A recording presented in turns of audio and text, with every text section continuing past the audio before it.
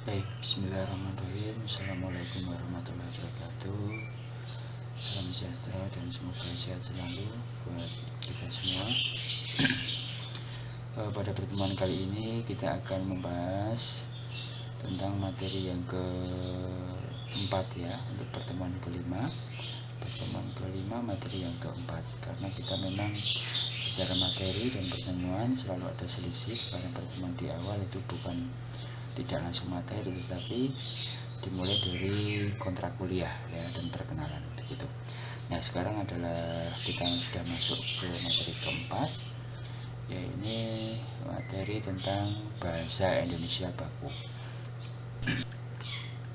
Kita mulai dari pengertian bahasa baku ya, secara pengertian seperti apa, sebagaimana yang sudah saya sampaikan di materi yang sudah saya upload di OnClass ya, bahwa bahasa baku adalah satu variasi bahasa yang memiliki kaidah yang mantap dan dinamis. Untuk mencapai ciri kemantapan dinamis perlu upaya terus-menerus penataan atau kodifikasi bahasa ya, ini tentang pengkodean ya, pengkodean terkait dengan bahasa yang dianggap baku dan non baku, itu namanya adalah kodifikasi atau aturan begitu. Nah, kodifikasi ya mencakup dua aspek yang penting ya, dari banyak kodifikasi mencakup ada dua aspek yang dianggap paling penting, yaitu pertama adalah bahasa menurut situasi pemakai dan pemakaian bahasa. Yang kedua adalah bahasa menurut strukturnya. Jadi yang pertama terkait dengan situasi pemakaian, yang kedua adalah terkait dengan struktur kebahasaannya. Nah, kemudian kodifikasi yang pertama ya, ini penjelasan dari kodifikasi 1, yaitu menghasilkan sejumlah ragam dan gaya bahasa. Perbedaan ragam dan gaya tampak dalam pemakaian bahasa tulis maupun bahasa lisan. Kemudian yang kedua terkait dengan struktur kebahasaannya. Nah, bagian ini akan menghasilkan tata bahasa dan kosakata yang baku. Pada umumnya, yang layak dianggap baku ialah ujaran atau tulisan yang dipakai oleh golongan masyarakat yang paling luas pengaruhnya. Jadi, golongan masyarakat yang paling banyak memiliki efek pengaruh ya, paling banyak mempengaruhi begitu. Nah, ini siapa saja ya? Itu ada para pejabat negara, guru, dosen, wartawan, dan cendekiawan ya. Ini diantaranya ya, karena memang orang-orang ini adalah orang-orang yang menjadi menjadi sering kemunculannya ya. Jadi pejabat negara itu adalah orang-orang yang memang menjadi public figure begitu, termasuk para guru, dosen, wartawan. Ini adalah orang-orang yang banyak tampil di masyarakat. Oleh karena itu, karena beliau-beliau ini adalah orang yang dianggap memiliki pengaruh besar ya, katanya dengan banyak bersinggungan langsung kepada masyarakat. Oleh karena itu beliau-beliau itu adalah orang yang nanti akan dijadikan sebagai acuan tentang bahasa yang benar. Nah, oleh karena itu barangkali nanti teman-teman nanti harapannya bisa menjadi orang-orang yang termasuk orang yang disebutkan tadi ya, barangkali menjadi pejabat ataupun guru, dosen ataupun yang lain ya. Itu nanti teman-teman memiliki beban tersendiri ya, bukan beban tetapi tanggung jawab tersendiri ya, bahwa nanti saudara itu nanti akan dijadikan sebagai percontohan oleh masyarakat tentang kebenaran bahasa atau tentang bahasa yang benar itu seperti apa. Nah, termasuk seandainya nanti menjadi cendekiawan ya, cendekiawan itu adalah orang yang dianggap pintar begitu ya.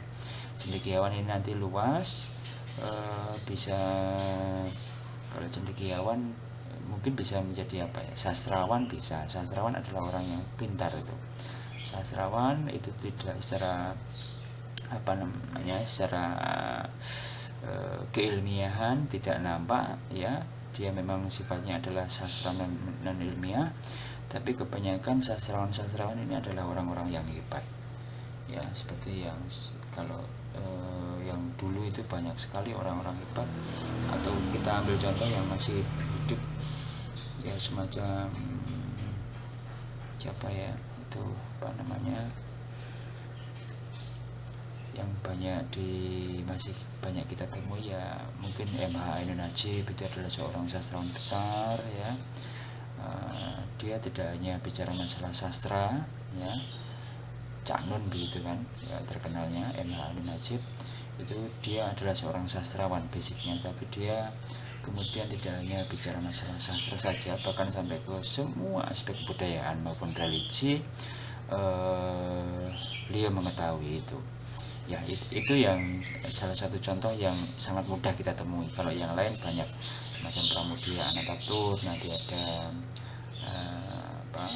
Sutarji Kalsum Bahri, itu banyak sekali ya orang-orang hebat itu ya. Beliau adalah sastrawan. Kemudian yang lain mungkin public figure di organisasi masyarakat atau mungkin organisasi keagamaan, itu ada Pak Yai atau ya Ustadz dan seterusnya, itu adalah orang-orang yang termasuk cendekiawan. Oleh karena itu beliau adalah salah satu yang dijadikan sebagai referensi atau acuan tentang kebahasaan yang benar itu seperti apa. Nah, kemudian ragam bahasa yang dipakai oleh golongan masyarakat itulah yang sering dianggap atau dijadikan tolok ukur tentang pemakaian bahasa yang benar. Berikutnya tentang ciri-ciri bahasa Indonesia baku.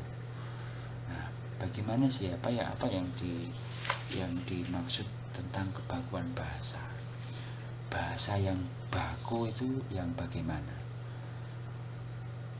Nah, ini bahasa Indonesia baku itu memiliki setidaknya 3 ciri ya. Yang pertama adalah kemantapan dinamis. Jadi ini tentang kata-kata, baik kata, frasa, klausa ya maupun kalimat yang itu benar-benar memiliki kemantapan gitu. Jadi tidak berubah-ubah. Pokoknya kalau yang dianggap baku yaitu baku gitu. Kemudian kecendikiaan ya. Ini tentang kecerdasan. Yang ketiga adalah tentang keseragaman. Nah, itu nanti masing-masingnya seperti apa? Mari kita kupas satu-satu. Ya, yang pertama kita mulai dari poin kemantapan dinamis. Kemantapan dinamis itu seperti apa? Ya, jadi kemantapan dinamis itu berupa kaidah dan aturan yang tetap. Jadi pokoknya tetap ya, modelnya saklek ya, tidak bisa berubah-ubah. Ya, dari dulu itu sampai sekarang yaitu tidak boleh diubah-ubah. Itu namanya aturan yang tetap. Kemudian baku atau standar tidak dapat berubah setiap saat ya. Jadi ini tidak bisa diubah-ubah. Pokoknya dari dulu begitu sampai sekarang yang begitu, tidak boleh diubah-ubah. Kaidah pembentukan kata dengan afiks. Jadi kalau di bahasa Indonesia di kebahasaan itu kan ada afiks, sufiks, perfiks, infiks begitu kan, konfiks begitu ya. Itu adalah perimbuhan. Ya, afiks ini adalah imbuhan yang di awal ya. Diambil contoh tentang me ya. Me itu kan ada me yang secara tersirat maupun tidak tersirat, itu ada yang tambahan me, n begitu. Ada juga yang sifatnya mengandung bunyi sengau ya. Itu contohnya adalah meng begitu. Yang digabungkan ya, jadi meng yang digabungkan dengan kata dasar tertentu. Jadi men ya, me, n atau meng yang digabungkan dengan kata dasar tertentu nanti akan muncul bunyi seperti apa begitu. Jadi meng ya, itu nanti akan muncul namanya bunyi nasalisasi. Jadi bunyi nasal. Bunyi nasal itu adalah bunyi yang keluar dari hidung. Jadi ada men ya, men, ada meng ya. Kalau kita bilang men itu adalah lidah kita menutup rongga mulut ya, kemudian bunyi itu keluar dari hidung ya, itu namanya bunyi nasal. Men, ada meng juga keluarnya dari hidung. Kalau kita mengatakan meng ya, jadi lidah kita menutupi rongga mulut, kemudian bunyinya keluar dari hidung. Ada yang lain juga ya, saja, kemudian itu NJ ya, ya. Terus kemudian itu NG, itu bunyi-bunyi yang seperti itu adalah disebut sebagai bunyi nasal. Keluar udara ya, keluarnya udara itu tidak dari mulut tetapi dari hidung ya. Saya lanjut ya. Akan muncul nasalisasi ya, yakni munculnya fonem nasal atau sengau ya, karena memang bunyinya keluar dari hidung. Pada pembentukan kata tersebut, nasal yang muncul ditentukan fonem awal kata dasar yang digabungkan ya. Kemudian nasal tersebut merupakan nasal yang sedaerah artikulasi. Jadi nasal itu nanti gabungnya dengan kata dasar apa begitu ya. Jadi nasal yang sedaerah artikulasi dengan fonem awal kata dasar. Misalnya men ya atau meng digabungkan dengan kata dasar berawalan fonem B ya. Jadi nanti misalnya baca, bawa, buka, buat ya. Ya. Itu nanti kita ketika digabung dengan bunyi nasal meng itu nanti akan menjadi membaca, membawa, membuka, membuat begitu. Jadi nasal M merupakan nasal bilabial ya. M merupakan nasal bilabial yang sedaerah artikulasi dengan B. Jadi M itu nanti gabungannya dengan B ya. Tidak bisa dengan P begitu. Nah, itu mengapa tidak bisa dengan P? Ya, nanti ini sudah saya tulis di bagian bawah ini bahwa kalau digabungkan dengan P itu nanti dia akan mengalami peluluhan ya. Fonem tersebut ya, nanti akan mengalami peluluhan kalau bertemu dengan kata dasar P ya, bukan B. Kalau B fonemnya tidak luluh, tetapi kalau P nanti dia akan luluh ya. Kalau B tadi sudah kita bahas bahwa tambah B membaca, jadi B-nya masih tetap. Bawa tetap membawa, jadi B dalam bawa masih tetap. Tetapi kalau P itu nanti dia luluh, misalnya pukul ditambahi me itu nanti menjadi memukul, bukan mempukul ya. Kemudian pakai ditambahi me nanti menjadi memakai, tidak mempakai. Panjang menjadi memanjang ya. Kemudian apalagi yang sering salah itu pesona biasanya mempesona, padahal kan itu pasti dia luluh itu secara rumus kebahasaan. Jadi bukan mempesona tetapi memesona, jadi begitu. Jadi semua bentuk P kalau dia mendapat awalan me, tidak, P-nya dia tidak tetap ya. Jadi P-nya nanti akan luluh, namanya dia hilang ya. Termasuk kalau ada kata porak poranda, berarti kan bukan memporak porandakan tapi memorak porandakan. Jadi poranda yang belakang itu masih, tetapi yang porak yang di awal jadi memorak porandakan begitu.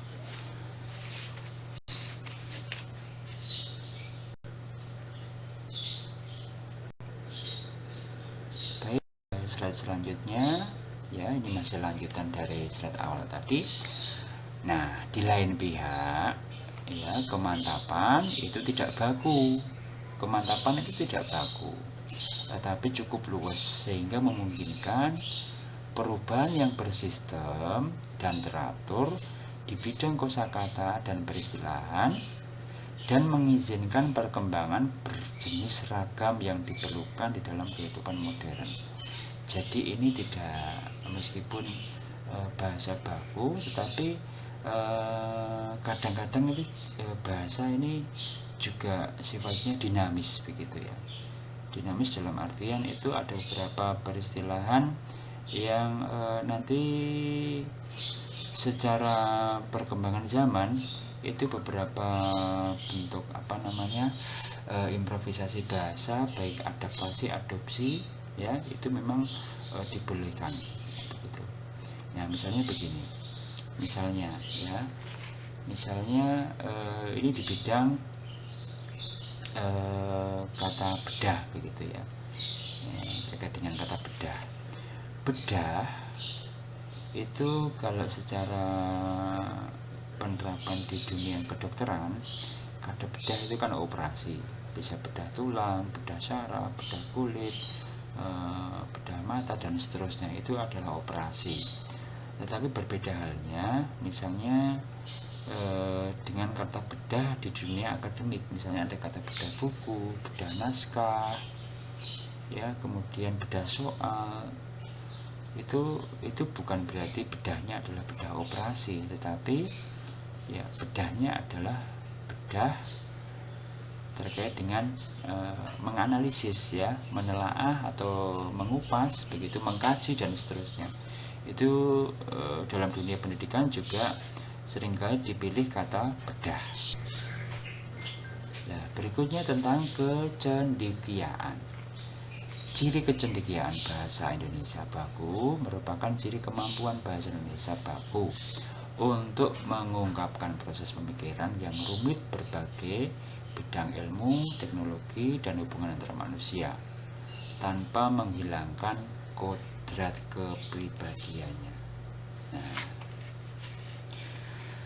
dalam perkembangan teknologi, proses pencendekiaan ya, ini amat penting untuk menampung aspirasi generasi muda yang menuntut taraf kemajuan yang lebih tinggi dan yang ingin mencari pengalaman hidup sebagai akibat perkenalannya dengan kebudayaan lain. Nah, ini nanti terkait dengan perkembangan kebahasaan ya. Nah, makanya seperti yang sudah saya singgung kemarin ya, bahasa itu akan selalu akan berkembang ya, apalagi sekarang masa globalisasi, itu banyak teknologi yang baru-baru kemudian melahirkan istilah-istilah yang baru juga begitu. Nah, ini hubungannya dengan kecendekiaan ya, kecerdasan, kepintaran, sehingga semakin manusia itu pintar, maka memungkinkan nanti kosakata baru itu juga nanti akan lahir baru lagi begitu, yang sebelumnya mungkin dulu belum pernah kita jumpai.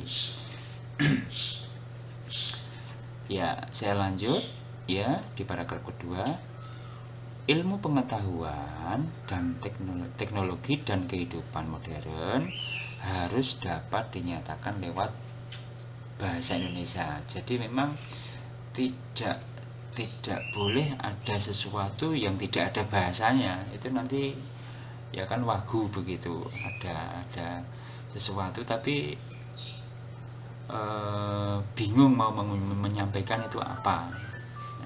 Ya makanya tidak boleh. Makanya segala sesuatu harus benar-benar dicari istilahnya, sehingga orang dalam berkomunikasi nanti bisa saling memahami. Jadi pesan yang disampaikan oleh si penutur ya kepada orang lain itu nanti betul-betul diterima dengan baik. Nah ini kan memang sangat tidak mungkin seandainya ada satu istilah kemudian bingung mencari istilahnya. Ya pokoknya PR manusia semua adalah mencari kata-kata. Nah ini biasanya adalah bidang pengembangan bahasa itu nanti yang akan merumuskan istilah-istilah yang tepat, ya nanti akan diterapkan itu menggunakan istilah apa, termasuk nanti barangkali ada istilah-istilah baru dari luar negeri yang kita sebelumnya belum punya, kemudian itu nanti disepakati sebagai istilahnya seperti apa begitu. Nah, saya lanjut.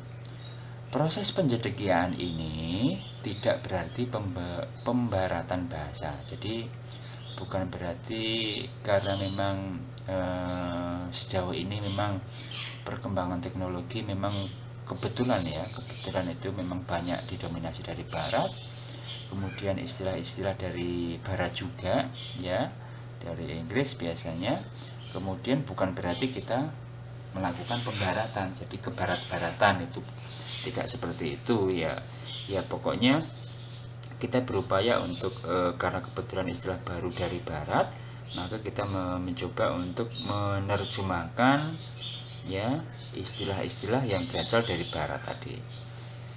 Nah, dalam bidang teknologi ya, informasi komunikasi dikenal, misalnya sekarang kan muncul ada kata download, kemudian upload, online ya dan seterusnya, itu yang kemudian dicarikan padanan dalam bahasa Indonesia yang diambil dari bahasa daerah ya.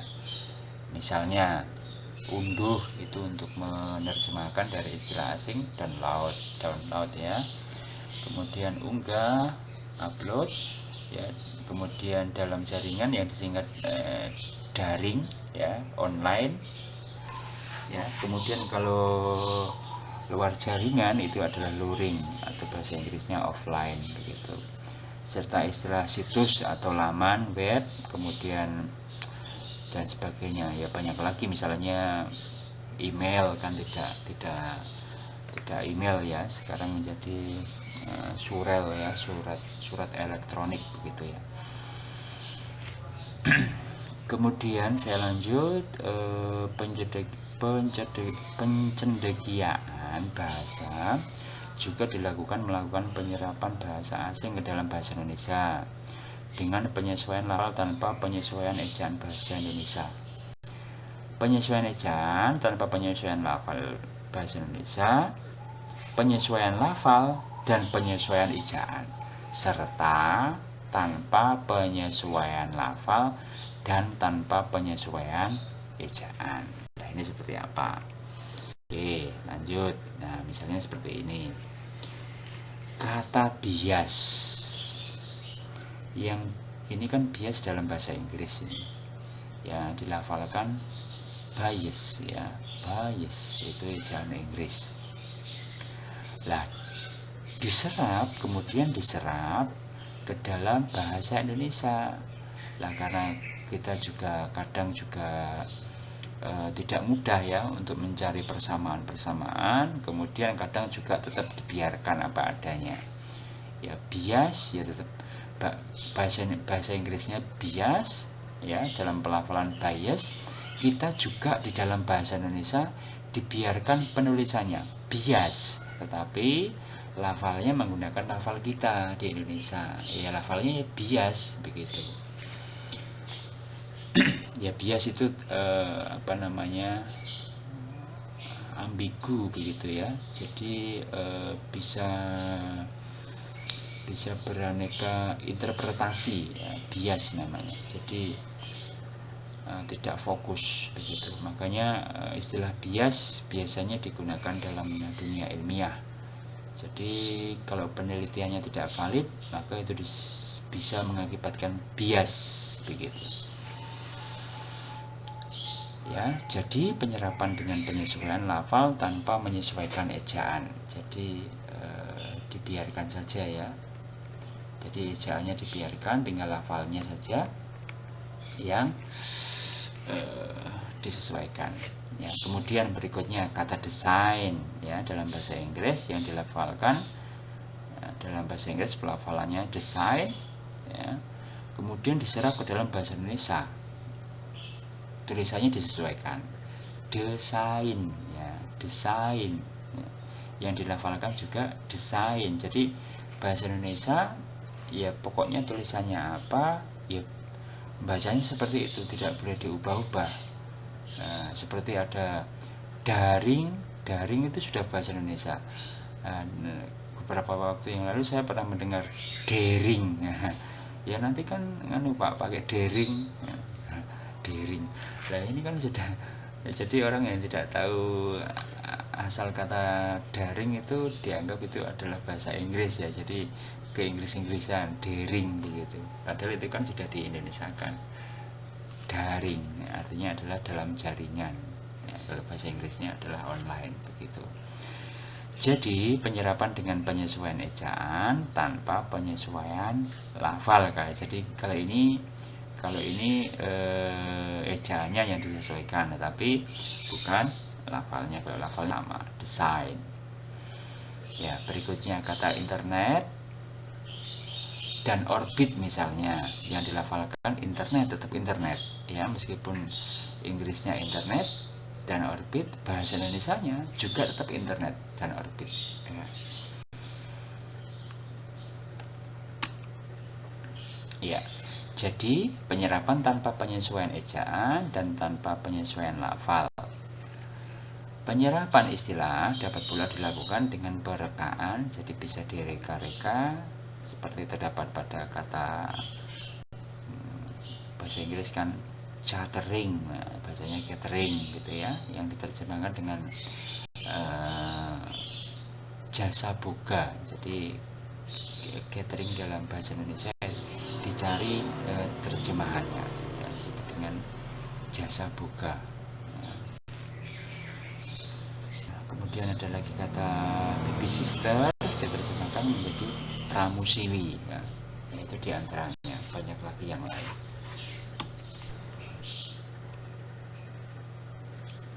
Ini ya hubungannya dengan ya, kerangka acuan hubungannya dengan misalnya surat menyurat, ya, surat menyurat, kemudian teks-teks resmi, yaitu nanti kan dijadikan sebagai acuan untuk kebakuan bahasa, ya. Nah, ciri bahasa Indonesia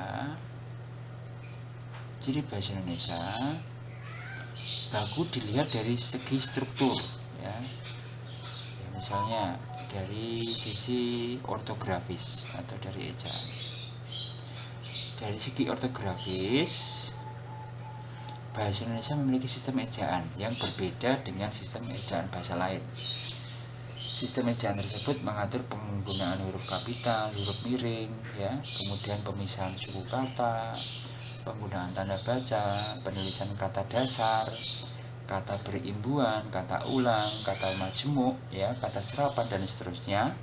Itu hubungannya dengan ortografis, ya. Ini memang sudah dibuat sistem kebakuannya, sudah diukur secara strukturasinya. Nah, kemudian dari segi sistem pembentukan kata atau morfologi, bahasa Indonesia memiliki sistem pembentukan kata yang berbeda dengan bahasa lain. Nah, sistem pembentukan kata tersebut mencakup pembentukan kata dengan afiksasi atau penambahan, kemudian pembentukan kata ulang dan kata majemuk. Nah, dari segi sistem pembentukan kelompok kata dan juga kalimat atau sistem sintaksisnya.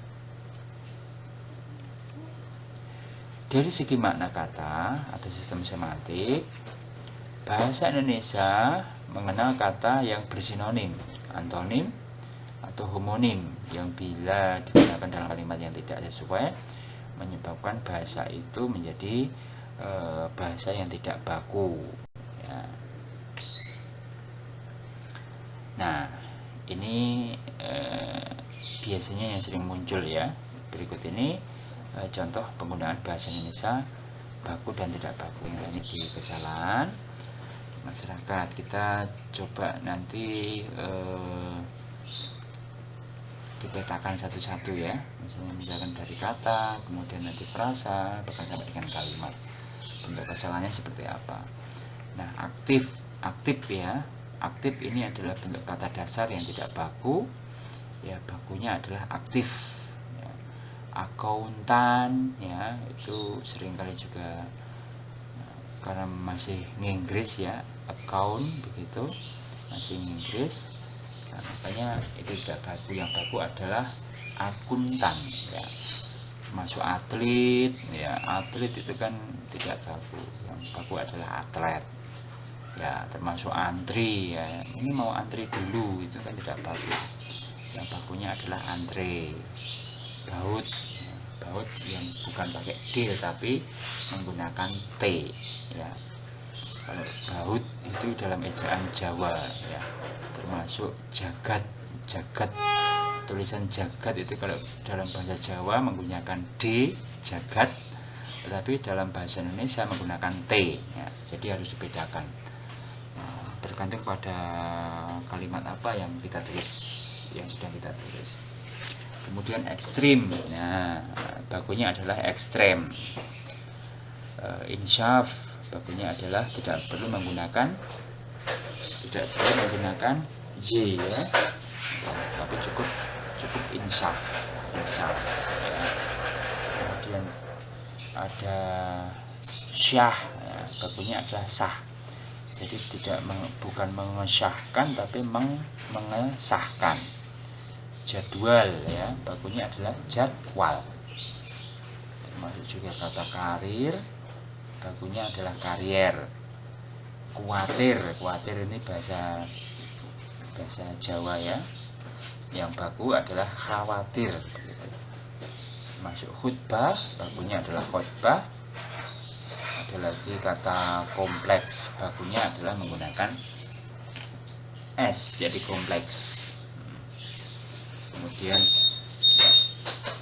kongres, bakunya adalah kongres. Kemudian ada lagi di istilah apotek ya, ada apotek, ada apotek ya. Yang baku adalah apotek ya, bukan apotik. Jadi tulisannya apotek, bacanya apotek, bukan apotek ya. Yang bukan apotek, jadi apotek. Kemudian banyak lagi ya, kalau misalnya kita nanti dipetakan satu-satu begitu dirinci, itu banyak sekali. Misalkan ada kata misalnya sholat ya, sholat itu kan menggunakan SHOLAT, kebanyakan kan seperti itu, padahal yang baku adalah salat ya, jadi SALAT, salat. Jadi bukan sholat SHO tapi salat. Kemudian apalagi yang sering salah, zikir ya, bukan DZI ya, KIR, tapi cukup D-nya dihilangkan, hanya menjadi zikir ya, bukan zikir ya, tapi zikir. Kemudian ya ada isoma ya, isoma itu kan berarti istirahat, sholat, makan. Tulisannya yang benar berarti karena sholat adalah salat, berarti tulisannya bukan ISHO soma tetapi isama, istirahat, sholat, makan. Jadi bahasanya memang salat, sholat, tapi kalau bahasa Indonesia kan tulisannya menggunakan A ya. Jadi termasuk kalau kita kan Allah gitu, tapi bahasa Indonesianya kan tetap Allah, jadi membacanya seperti itu. Jadi vokal-vokal O itu digunakan tulisan A. Kemudian ini misalnya dari kata-kata yang berimbuhan. Jadi tadi yang sudah kita bahas terkait dengan P ya, atau S ya. Jadi perlu kita dipahami bersama bahwa kata-kata yang nanti akan hilang ya, akan luluh, tadi kan baru kita singgung adalah kata P ya. Tapi kalau secara keseluruhan yang hilang itu, yang akan mengalami peluluhan itu ada 4. yaitu kata K, ada T, ada S, ada P. Jadi KTSP. Jadi semua kata dasar yang berawalan ya. Jadi kata yang berawalan K, T, S, dan P itu nanti ketika dia mendapat awalan me, maka dia akan mengalami peluluan. Tadi kalau P-nya kan sudah. Berarti misalnya kita mulai dari K ya, K itu misalnya kuning ya, kuning ketambahan P menjadi ketambahan me menjadi menguning, bukan mengkuning ya. Kemudian kecil menjadi mengecil gitu. Kemudian apalagi kurus menjadi mengurus ya, tubuhnya semakin mengurus saja. Kemudian lah, tetapi kalau ini ya K, tapi huruf kedua dari kata dasarnya itu tetap vokal. Tetapi kalau huruf yang kedua dari kata dasar itu adalah konsonan, maka dia tidak luluh. Misalnya kritik, dia tidak mengkritik tetapi tetap mengkritik ya. Jadi huruf keduanya dari kata dasar ya, itu kalau tetap konsonan bertemu konsonan, maka dia tidak bisa luluh. Kritik tetap mengkritik, bukan mengkritik. Kristal mengkristal, bukan mengkristal. Jadi begitu. Nanti termasuk yang lain juga seperti itu. Jadi tadi K, kemudian T. T misalnya apa? Tulis ya, jadi menulis. Kemudian tutup menjadi menutup. Tetapi kalau T-nya bertemu dengan konsonan juga, misalnya terampil, atau nanti menjadi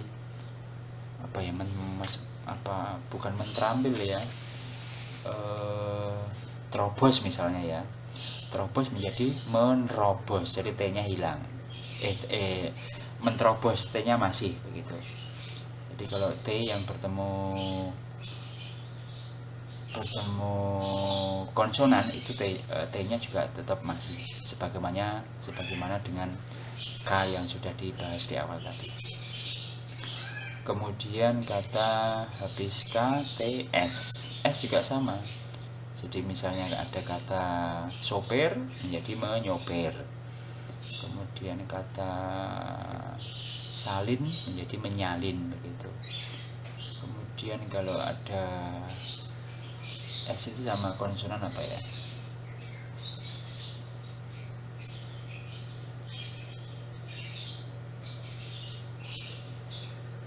Nah ini belum ada kalau S ini. Belum. Ada barangkali nanti ditemukan ya. Saya rasa itu peraturannya beda. Pokoknya kalau KTSP yang huruf depannya kemudian ketambahan huruf kedua adalah konsonan, nanti dia tidak luluh ya. Kemudian yang terakhir adalah P. P tadi di awal sudah kita singgung ya. P pukul menjadi memukul, kemudian patah menjadi mematahkan begitu. Tapi kalau ketambahan R dia tidak luluh tetapi tetap. Misalkan provokasi ya, menjadi memprovokasi, bukan memprovokasi tapi tetap. Kemudian ada lagi ada kata proklamasi ya, tetap memproklamasikan, tidak memeroklamasikan ya, begitu dan seterusnya ya. Kemudian ini populer, memopulerkan ya, populer memopulerkan. Kemudian yang saya tampilkan ini periksa ya, menjadi memeriksa, bukan memperiksa ya, jadi bukan kata dasarnya bukan periksa tetapi periksa ya. Jadi memeriksa, karena ada beberapa kata yang ditulis periksa ya. Memperkirakan ya. Jadi memperkirakan bukan perkira ya. Jadi kata dasarnya ini kira, bukan perkira. Jadi memperkirakan salah, tapi yang benar adalah memperkirakan. Jadi kata dasarnya kan adalah kira, bukan perkira. memerluas ya salah. Perluas itu bukan kata dasar, tapi kata dasarnya hanya luas. Jadi imbuhannya adalah memper begitu. Ya penggolef, ya penggolef salah, tapi bukan peng ya, tapi pegolef ya. Basket gitu. Jadi kalau istilah keolahragaan itu tetap tidak diubah-ubah. Bukan pembasket tapi pebasket ya, penembak ya. Kalau penembak ya karena peluluhan ya. Pertembak ya, petembak. Ada penembak, ada petembak ya. Penembak itu adalah orang yang menembak ya. Jadi dia adalah penembak jitu misalnya. Nah, tapi kalau dia sebagai apa? Dia adalah petembak ya. Jadi orang yang bertugasnya adalah nembak-nembak begitu.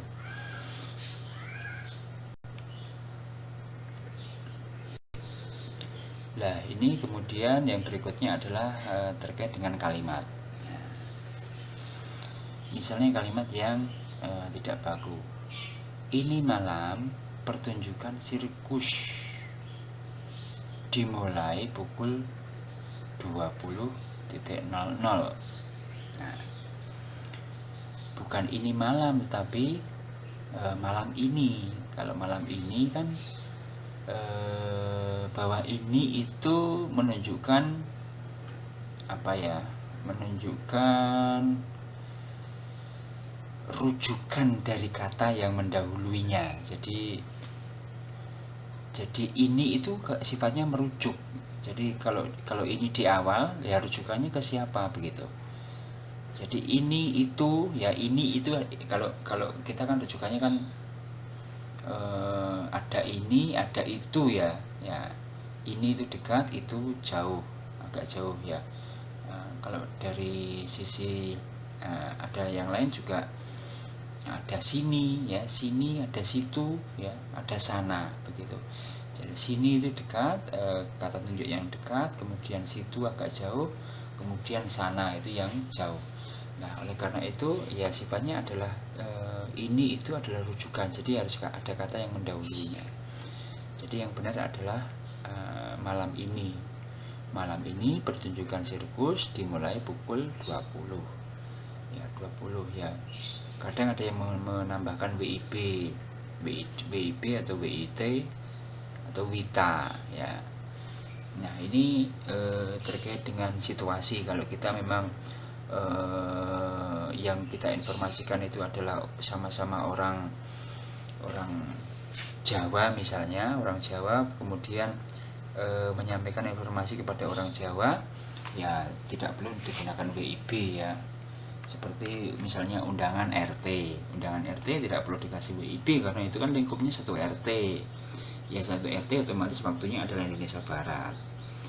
Kemudian undangan surat-surat itu berlaku misalnya undangan tingkat kabupaten ya, atau bahkan provinsi, itu tidak perlu menggunakan WIB, tetapi cukup dikosongkan karena ya tetap ya mestinya orang-orang itu ya sama-sama orang waktu Indonesia Barat, jadi tidak perlu dijelaskan.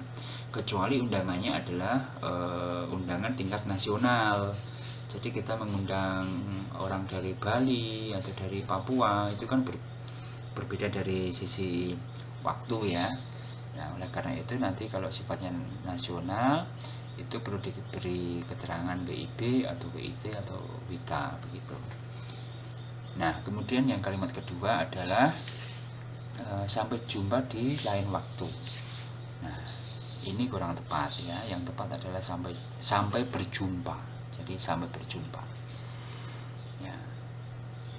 Seperti ya sampai berjumpa pada waktu lain, bukan lain waktu, tapi berjumpa pada waktu lain. Jadi kata predikatnya itu harus jelas. Jadi bukan nulis tetapi menulis begitu. Bukan ucapkan tetapi mengucapkan. Saya mengucapkan terima kasih, bukan saya ucapkan ya. tapi saya mengucapkan. Jadi predikatnya itu harus jelas, karena syarat kalimat adalah subjek dan predikat. Kalau tidak ada predikatnya, kalimatnya rumpang, jadi kalimat tidak baku. Ya, kemudian ada lain kali saya datang. Nah, yang benar adalah kali lain saya datang, bukan lain kali, tapi kali lain. Kemudian kita harus saling tolong menolong, ya. Tidak perlu, karena itu sudah ada kata saling, ya. Kita harus saling menolong, ya. Karena kalau saling itu kan sudah sama-sama kan, ya. Tolong menolong itu juga sama-sama. Jadi ini nanti boros. Jadi kalau sudah ada saling, ya tolong menolongnya itu diambil salah satu, ya, saling menolong mestinya. Kemudian kalau tolong menolong berarti salingnya dihilangkan. Misalnya kita pilihannya adalah kita harus saling tolong menolong, itu benar. Kemudian kita saling menolong itu juga benar, tapi yang salah adalah saling tolong menolong, karena itu boros, salingnya double begitu. Nah, termasuk kata-kata yang saya sangat senang sekali, ya itu juga tidak bagus. Sudah ada sangat, ada sekali, yang boleh dipilih salah satu, misalnya sangat senang atau senang sekali. Tidak boleh sangat senang sekali, itu tidak baku, tidak efektif, itu kalimat yang boros. Nah, kemudian yang berikutnya adalah terkait dengan di sini menjual kertas HVS, ya. Di sini dijual, jadi bukan menjual, ya, dijual kertas HVS. Kemudian berikutnya, buku yang saya telah baca rusak, ya. Yang baku adalah buku yang telah saya baca, jadi telah saya baca rusak, bukan yang saya telah baca, ya. Buku yang telah saya baca. Kemudian berikutnya, Bupati katakan akan hadir dalam pembukaan festival seni, ya, bukan katakan, ya. Jadi Bupati mengatakan, ciri predikat itu adalah kata kerja. Jadi ber begitu, ya, di, ya kalau pasif, ter, ya kalau pasif. Jadi diperjelas predikatnya. Jadi Bupati mengatakan akan hadir dalam pembukaan festival seni. Kemudian berikutnya adalah dia punya mobil rusak. Nah, bukan dia punya mobil, tetapi cukup mobilnya rusak. Nah, ini kan ejaan-ejaan yang Betawi, ya, semacam Betawi kan, dia punya mobil. Nah, ini bolak-balik kayak gitu, ya. Kemudian yang berikutnya adalah saya sudah kasih tahu dia tentang kabar gembira itu. Jadi bukan saya sudah kasih tahu dia, tapi dia sudah saya beritahu, ya. Dia sudah saya beritahu, ya, tentang kabar gembira itu. Jadi bukan kasih tahu, tapi beritahu. Jadi tulisannya gandeng, beritahu, bukan saya kasih tahu. Ya, ini banyak sekali kesalahan-kesalahan yang lain, dan kita tidak mungkin membahas satu-satu, ya. Nah, nanti silakan teman-teman mahasiswa untuk bisa mencari banyak sekali kasus-kasus yang barangkali nanti kita bisa pecahkan bersama. Oke, saya rasa itu teman-teman yang bisa saya sampaikan. Silakan untuk bisa menggali lebih lanjut tentang materi-materi yang saya berikan. Ya, setiap perkuliahan tentu ini adalah hanya sebagai gambaran dasar, ya. Kita juga menampilkan kasus-kasus juga sangat minim, begitu, tidak mungkin dikupas kasus-kasus, ya, dalam hanya hitungan satu tatap muka. Jadi memang kalau kebahasa Indonesia itu kan dipelajari kalau S1 sampai dengan 4 tahun begitu kan, 8 semester, sehingga memang pembahasan kalau memang betul-betul secara rinci itu tidak bisa, karena memang kita keterbatasan waktu. Tapi setidaknya dari itu semua kita bisa menjadi agak lebih tahu, ya, teman-teman, menjadi agak lebih tahu, sehingga kita bisa menerapkan bahasa yang baku itu yang seperti apa ketika nanti diterapkan dalam dunia lisan maupun tata tulis. Saya rasa itu teman-teman yang dapat saya sampaikan. Silakan nanti kalau ada hal yang memang perlu untuk didiskusikan, ada beberapa hal yang perlu disampaikan, ditanyakan, silakan nanti bisa menanyakan. Nah, teknis pertanyaannya itu nanti bisa dikelola ya, ataukah itu nanti bentuknya melalui teks yang di dalam WhatsApp ya, ataupun ditanyakan secara langsung. Oke, saya rasa itu yang bisa saya sampaikan untuk pembahasan bahasa Indonesia baku pada bab 4 kali ini. Kurang lebihnya mohon maaf dan saya akhiri. Wassalamualaikum warahmatullahi wabarakatuh.